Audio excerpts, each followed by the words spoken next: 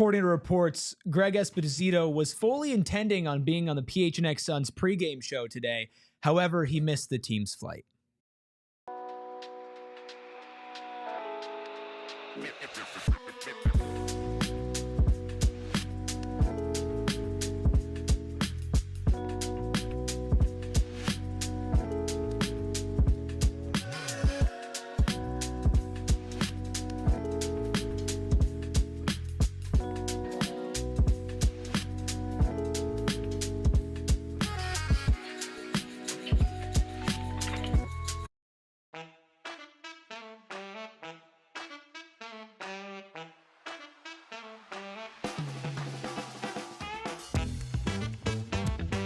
Can I interest you in a little basketball with your Jimmy Butler news? Hello and welcome into the PHNX Suns pregame show, of course brought to you by Gila River Resorts and Casinos. You do you, just like Jimmy Butler. At Gila River Resorts and Casinos, visit playatgila.com for more details. I'm Eric, that's Steven, Gerald, crazy computer boy Noah, behind the Mac, making all the magic happen. Optical Illusion Sparrow, Girth Jr., DJ, everybody in the chat, Braden, Mirage, Violetta, Los, Marco, Kev, thank you, all of you, for being here on a Wednesday evening as the Phoenix Suns prepare to take on the Brooklyn Nets.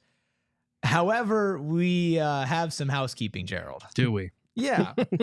What do you say we go in chronological order? Okay, let's do it. So let's start with what happened as soon as we all decided to go home after our show yesterday, which was Shams Charania tweeting out that the Phoenix Suns are trading their 2031 unprotected first-round pick to the Utah Jazz for 3 first-round picks, of course, according to Shams. Suns are acquiring the least favorable first in 2025 of Cleveland and Minnesota, 2027 of Cleveland, Minnesota, and Utah, and 2029 of those 3 teams. Steven, we haven't heard from you about this trade. What was the initial reaction when this notification came up on your phone? Dominoes are falling, wheels are in motion, thoughts are being had, conversations are being had. It's just another confirmation sign that Jimmy is, well, I'll take it back some, that they are working towards a bigger trade for something that they could not attain with just the 2031 pick. I think that's the big thing that stood out to me from the news. And again, it was just a confirmation sign that they're taking the steps needed because of something that they learned that they did not have, that they needed to have to get it across the finish line. Yeah, it's the wheels definitely feel like they're in motion, whether it's for Jimmy Butler or for something different. I think we all agree it's probably for Jimmy Butler. It makes sense. I know that 2031 pick could potentially have value, but it's the Suns' job to make sure it doesn't. And Matt Ishbia has been very upfront, whether you agree with his approach or not. He's been very upfront about we're trying to win a championship every single season. Whether that's realistic or not, something they can actually achieve, I don't know. But this reminds me of the 2021 Miami Heat pick that the Suns got years back during the midst of their rebuild that everyone was looking forward to, like, oh, this is going to be super valuable. But the Heat, because they established a culture, because they continued to acquire talent and stay competitive, that pick wound up being number 18 and was used to draft Trey Mann, who, good player, but not some precious commodity that is not unmovable, especially if you're trying to continue to add stars here. And I know that people are down on this team, whether Butler can really change things for them.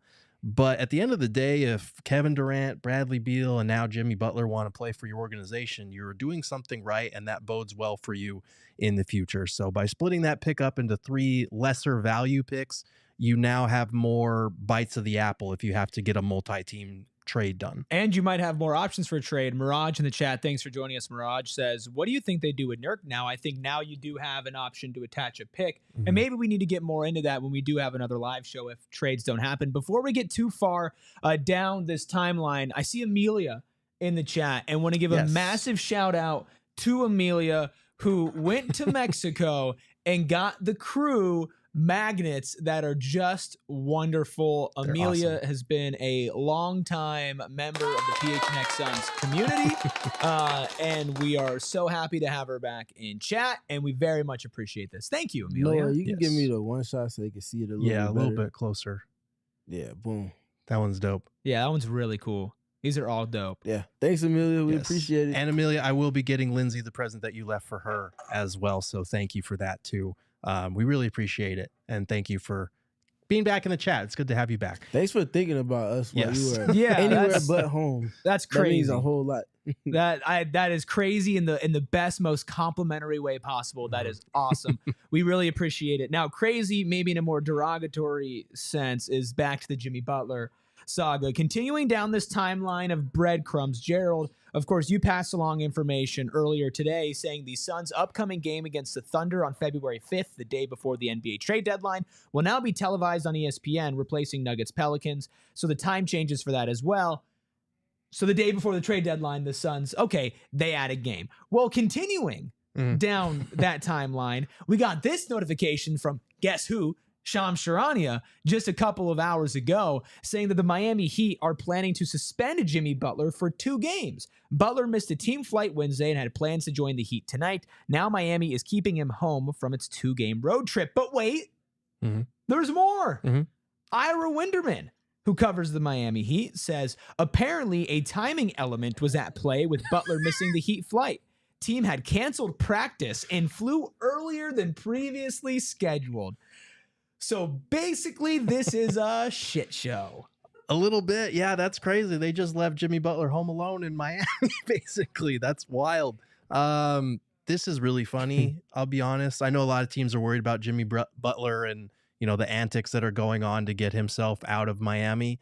I get it. It's worrisome. He's done this in multiple stops along his career, kind of forced his way out in a toxic manner. But at the same time, both sides are having a petty off right now. For sure. And I can't help but sit back and watch it and eat my popcorn, really.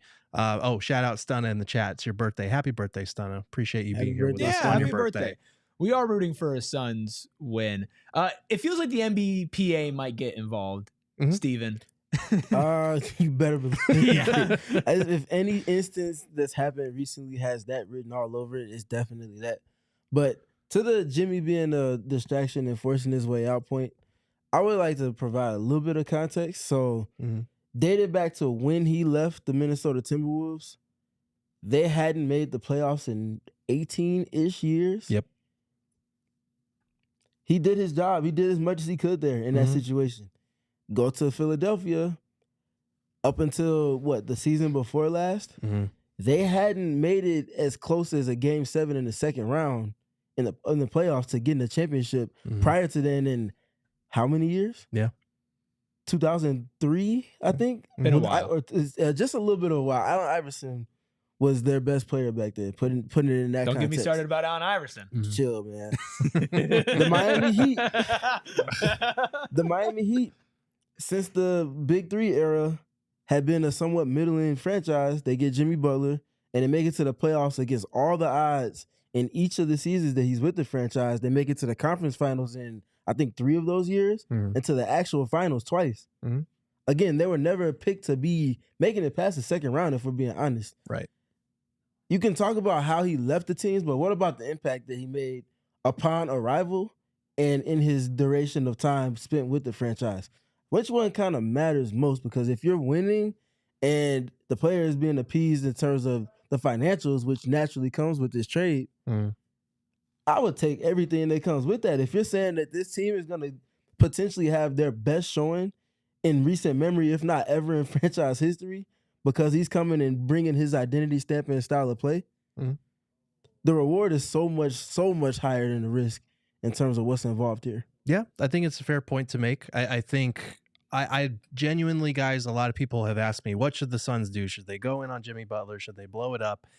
I don't know. Like, I don't think there's a right or wrong answer here. I think we should be a little more respectful of the other side of each end of that spectrum, because I do think Jimmy Butler makes this team a better team. Does he make you a title contender? I have my serious doubts about that, but I do think he brings a lot of the competitive fire. Steven said it, if there's any guy in the NBA who can be like a culture unto himself in terms of that competitiveness, in terms of being a playoff riser, it is Jimmy Butler. But that does come with strings attached in terms of, if you're trading for Butler, you're basically committing to a lot of good money to re-sign him to a 2 or 3 year deal. He's 35. He misses on average 15 to 25 games a year. Like, there are serious pros and cons to this deal. So I'm not going to sit here and pretend like I know the answer or my opinion one way or the other is going to be right in the end. I do think if you're the Suns and reading the tea leaves, like, this front office is not going to blow it up. They're just not. So Yeah. I do think to some degree, if this deal happens, we should not be surprised. And I think that there are some real areas where he can help this team. I put it out on social media earlier that no matter what the Suns do, and I agree, I don't think the rebuild is on the table. Whether some people think it'd be smarter or not, I just don't think it's an option for this specific ownership group. No matter what happens, the team's going to be flawed. If you trade for Jimmy Butler, you're going to bring flaws. If you don't trade for Jimmy Butler, you're going to keep some flaws. Learn to enjoy some of the good parts about what's going on. And I know that's hard because I get very sucked up in the negativity, but Ryan Dunn and Oso Guidaro, every time they touch the court, this should be an encouraging, fun time for you. As a basketball fan, if you're rooting for a rebuild, microdose the rebuild, right? Focus on the young talent. And if you're trying to win now and you're trying to win a championship, you get to watch some of the greatest scorers to ever play this game, one of the top 10 players to ever play this game, do it night in and night out. And maybe the team results aren't where you want them to be, and I think you have every right to feel however you want to about that. But me personally, since we're flawed either way, I'm trying to change my focus towards, let me just enjoy what positives we have and understand that no matter what, some semblance of negatives are going to come with it. Yeah, any move that doesn't get you a championship is going to get picked apart. I would rather actually make the moves to try and get there than tear it all down and say, okay, well, maybe in 5 to 10 years. I don't think that's going to happen. And again, maybe 5 years from now, we're looking back on this moment and we're saying, God, that was a mistake. We shouldn't have done that. We didn't win a title. This other team has our picks, but hindsight is 2020. You know, like I genuinely don't know what to tell you guys. I am of the opinion that you make the trade, because right now, as you are currently constructed, you're going nowhere fast. And this at least is doing something. What comes after that, we'll see.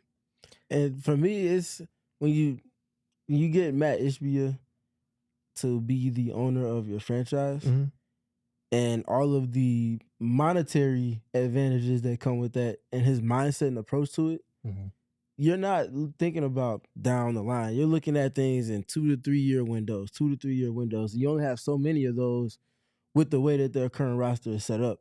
So looking at it in any other lens in terms of not winning right now just doesn't match with the owner that you attracted and then ultimately chose amongst the owners that you were choosing from. In addition to that, quite literally, his tone set mark was going and getting Kevin Durant hours after making his initial press conference. Like, I feel like anything that doesn't align with that in particular is just not looking at it through the lens that they're looking at it through. Yeah, and a couple people are saying that's loser talk, what I was saying. I still am going to hold them to the expectations to win a championship, and I still want them to make whatever moves possible, and I won't be satisfied. But for my own semblance of mental health, I got to find some positives in watching some of the sport that I love. So that's all that I'm saying. Couple questions in the chat and a couple comments. One person says, talk about the game. We're going to, we promise. A lot going on right now.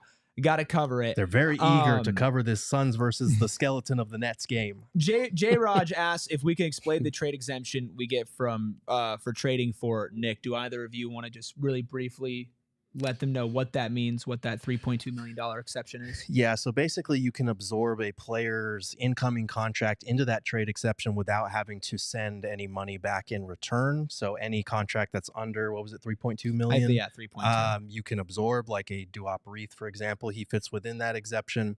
However, a lot of teams aren't just going to like give you a player for free. So something to keep in mind with that. Yes, and another question asking if we can get Cam Johnson. We did do some trades on a trade episode of PHNX Suns yesterday. Obviously, it was before the multiple first-round picks. I think we're going to get into a lot more of that in the post-game show. We do want to preview this game, and there is a lot of meat left on that bone. We know what the storylines surrounding this team are, but there's a basketball game tonight. And Steven, I know you've been talking about some notes and things that you've picked up over the last couple of games. Let's start on the defensive end for the Suns. Yeah, they have to be better. It's just a general statement in assessing the team. Regardless of if they add Jimmy Butler in addition to Nick Richards and they add another wing in addition to Jimmy Butler with the trades that they're looking at the deadline, it has to come with everybody else buying into their defensive system and executing in a way that's sustainable, that's repeatable. It's not going to look the same every night. Some teams are just going to make tough shots.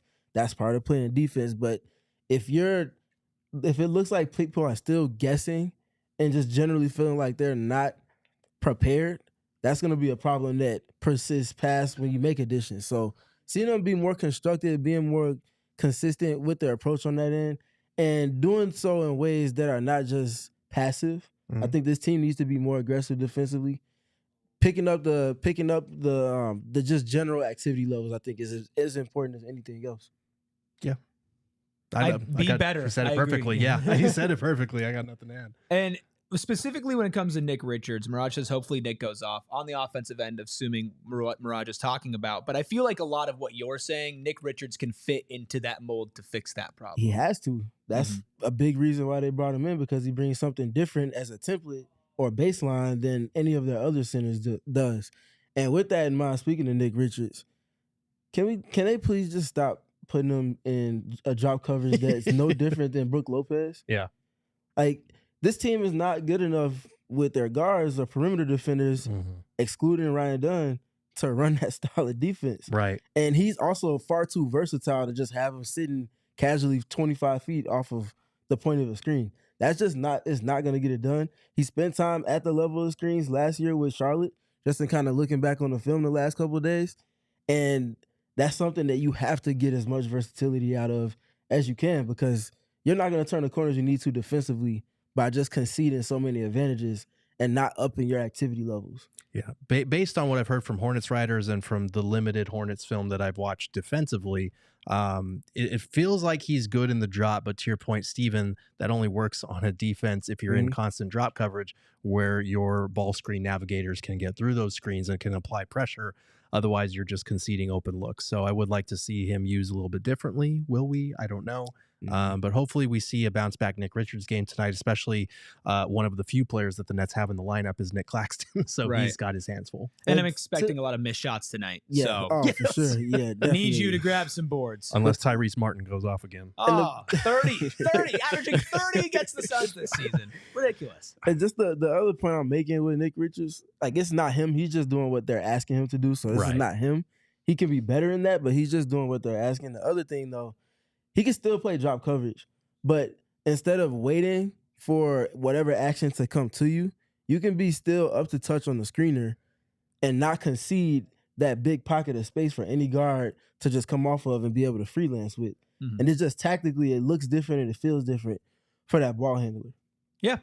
And when it comes to the defensive things that you both are talking about, this is going to add into my list of, hey, I'm kind of evaluating the coaching staff here, because 100%. It's up to the coaching staff to adapt to what players you have. And we saw against Cleveland the no zone package, right? And that was something we talked about on yesterday's show, how we feel like it is unacceptable. Yes. And at the same time, when it comes to defense, if you're not adjusting your scheme based off of a change in personnel, that's going to make me a lot more hesitant to trade for Jimmy Butler. Because if you're just going to start putting out the same old thing, you're not going to change anything depending on the personnel, then we might as well just screw what I said earlier. Put the season in the books. It's over. Because if you're not adjusting and changing based off of who's on your team, then you're not going to win anything. So I want to see those changes. I want to see those tweaks because, like you said, Nick Richards is not Brook Lopez.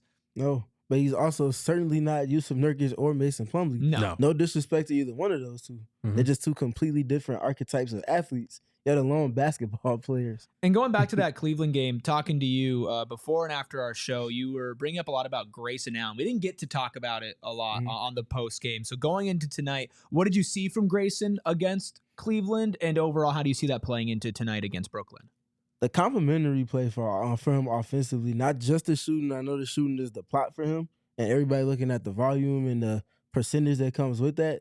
I've been one of the main people saying that his production on offense in terms of three-point shooting is a barometer for how well the ball is moving for them. Yeah. If it's moving around, ultimately it kind of inevitably ends up in his hands and he's shooting wide open threes.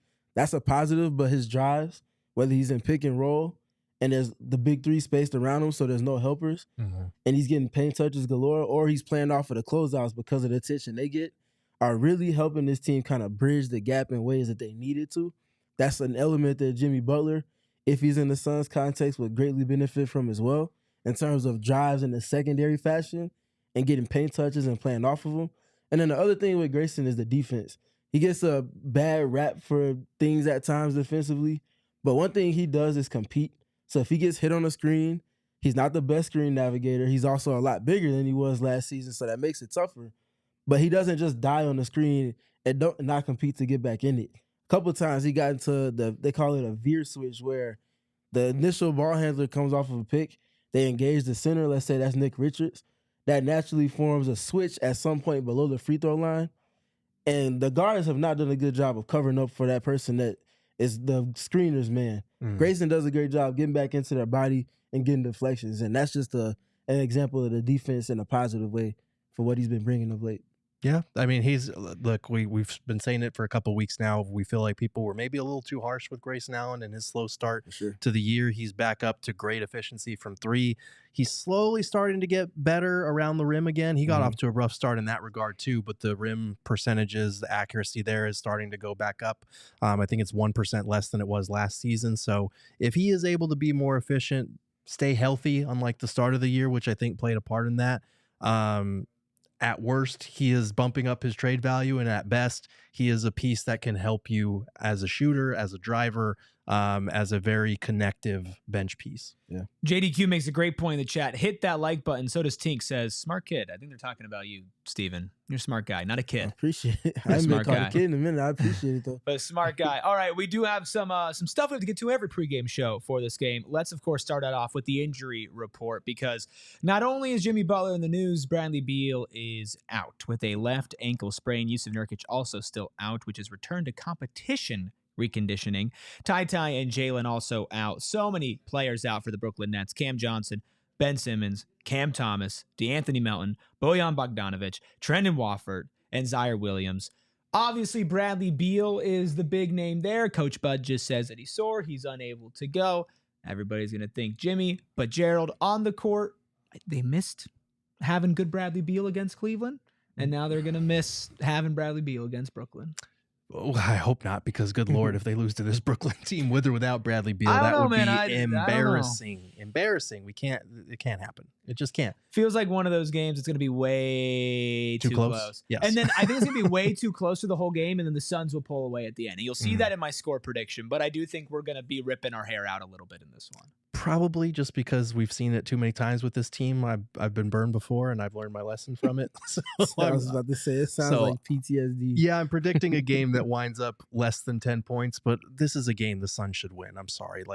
Especially, I know that things are weird right now because of the no trade clause that's hanging over Beal's head. That's all the trade possibilities that are hanging over this locker room. The fact that they just haven't played good ball in like 2 months now. All of those things contribute to what we've seen on the court. But if you lose to the D team of the Nets, you don't deserve a trade. Martin, come on down. Yeah, it can't happen. Yeah, no you can't lose this game. No, and on top of being at 500 for this road trip, you can't be below that, and you also cannot cannot lose. To think about the offseason implications if D'Angelo Russell beats Devin Booker. I mean, come on. All right, let's keep ripping through things. Thank you all for dropping likes. I see so many of you in here, almost 400, but we need to get that like up. Forgot to set a goal. Let's try to get to 75 before we get out of here. Let's take a look at our score predictions for tonight. I am taking the Suns by 12. I think it'll be closer before that. It'll balloon up at the end. Gerald and Steven are going Suns by 5. Espo is going Suns by 1. This is what our friends over at Bet365 have the line for tonight's game in Brooklyn. Suns minus 12.5 on the spread, minus 800 on the money line. Brooklyn plus 550 on the money line, plus 12.5 on the spread. That's a pretty hefty one. I didn't take the spread in my bet, but let's get over to our pregame picks presented by Bet365. Download the Bet365 app. Use code PHNX365 when you sign up and find out why, whatever the moment, it's never ordinary at Bet365. You must be 21 plus and physically located in AZ. If you or someone you know has a gambling problem and wants help, ESPO, call 1-800-NEXT-STEP, text NEXT-STEP to 53342, or visit problemgambling.az.gov. I know Mike from Ace is in the chat. This is Mike from Ace's favorite part of the show, so I'm happy that we can get to this. We didn't talk about it the last post game, but Espo missed a minus 400 bet. He missed a minus 400. This is what our standings are looking like now that Espo missed. Again, let me just make sure that this is loud and clear. A minus 400 bet. Steven's still in the lead at 34.92. It's going a little down. I'm in the middle at negative 51, but I'm winning tonight and Espo at negative 223.47 cents. Steven, what are you putting your money on tonight trying to cushion your lead? I got a nice little bet set up for tonight. Starting with Devin Booker. Needs a good game to finish off a road trip where he was relatively solid to kind of offset what we saw against Cleveland, 31.5 points and assists combined for him. Nick Richards, 18.5 points and rebounds combined. I feel like that's very doable against a smaller, thinner Brooklyn Nets starting rotation and just general front court rotation. KD, 2.5 stocks. They played through their centers and forwards a lot. I think he's going to be involved in action often, and he should be able to kind of compile the stocks the way that he has all season long. Jalen Wilson for the Nets, knocking down over 1.5 3-pointers made in this one. And then the last one, Noah Clowney, a backup big for them, but an active big, grabbing 5.5 or more rebounds in this one. Putting American currency on Noah Clowney. That's right. I feel like the joke just writes itself. When that currency comes back green, you're going to wish you did the same thing. Let's see what Espo put his money on tonight. I'm not sure what he did. Wow, Devin Booker, 45-plus points, plus 2,000. Funny thing is, I think he actually has a chance to hit this. I think Book might go off, especially against D'Lo and a Nets defense that will be not at its peak shape. Let's see what I'm putting my money on tonight. I kind of already forgot. Just kidding, I'm hitting this bet. Keon Johnson revenge game. What? Come on down. 23.5 PRA. He's going to have the ball in his hands a ton tonight. Devin Booker over 2.5 3-pointers made. Kevin Durant over 1.5 3-pointers made. And as I mentioned earlier, there's going to be a lot of bricks. Nick Richards over 9.5 rebounds, coming in at a plus 1,000. That will net me $100 out of my $10 bet. Stocks is steals and blocks combined. Tink. Quick final thoughts on Nets Suns round 2. Is this Tyrese Martin part 2? I sure hope not. This is a game you have to win, and I'm surprised you didn't get better odds on that bet because, good Lord, Keon's gonna hoop. Keon alone should have gotten you to a plus. That was what the line was at. That was a negative. That was a negative like 120. 23 PRA. Yeah, points, rebounds, and assists combined. Keon Johnson's a hooper. What? I'm sorry. It's because everybody's injured. I'm looking at his game log. He's done it once in the last 6 games he's gotten there. That's Make crazy. It twice in the last 7. Okay. Steven? Nets are 8th in 3-point attempts per game, 39.2. You need to win the 3-point margin in terms of attempts and makes, but you also need to cover up the rollers. So I'm looking at the Suns and their 3-point defense and also how good they navigate in pick and roll. We got some super chats to read real quick before we get out of here. I want to thank Grant for a $9.99 super chat. It says, I mentioned on here the other day the possibility of the 31 pick being moved, and it did. Now, what do y'all think about Gambo saying there is a 5-team deal in the works? That makes sense. A lot of the trade scenarios we concocted here, it has to be a multi-team trade. It has to involve a lot of teams. Most likely, teams are going to try to work their way into it to get something out of it. That's why the Suns converted that 2031 pick into 3 first-rounders, which kudos to you. I honestly didn't think it would happen. It's something that happens rarely in NBA history, and I don't know that it has ever happened where you trade a first and get 3 in return. But yeah, a 4 or 5, maybe even a 6-team deal, that makes sense to me for Jimmy Butler. Yeah, and I will say, if you are trying to get accurate reporting, there's a lot of fake reporting out there and reporters pretending to be insiders. Gambo is not one of those. Whenever Gerald's reporting anything, that's not one of those. You can get solid information from people. Just make sure you're getting it from the right people.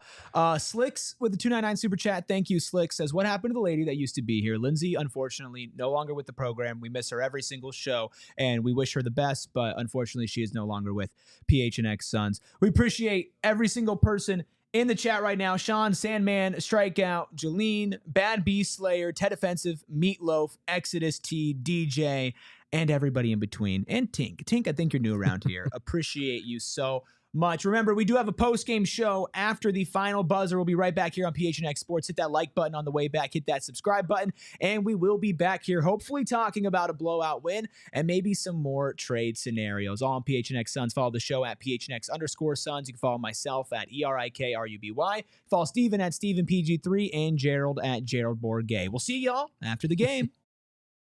We all silly like the mayor.